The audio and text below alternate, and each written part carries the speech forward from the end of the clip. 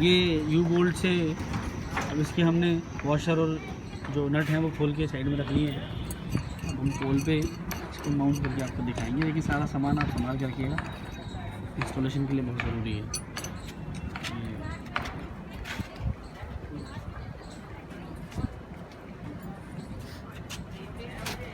Let us install. अब हम install करेंगे इंटीग्रेटेड लाइट।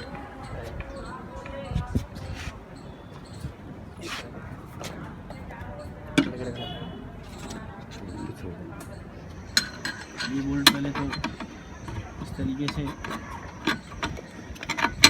फंसा दिया जाएगा, वॉशर लगाई जाएगी, राउंड वॉशर्स आपको प्रोवाइड की जाती है, फिर नट लगाया जाएगा।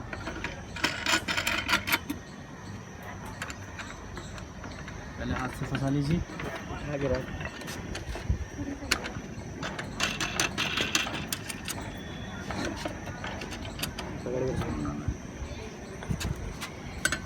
दूसरा भी लगा लीजिए पोल पे। ये काम नीचे लटा के भी पोल पे हो सकता है, तो डेमोन्स्ट्रेशन देने के लिए हम लोगों ने अरेंजमेंट किया है।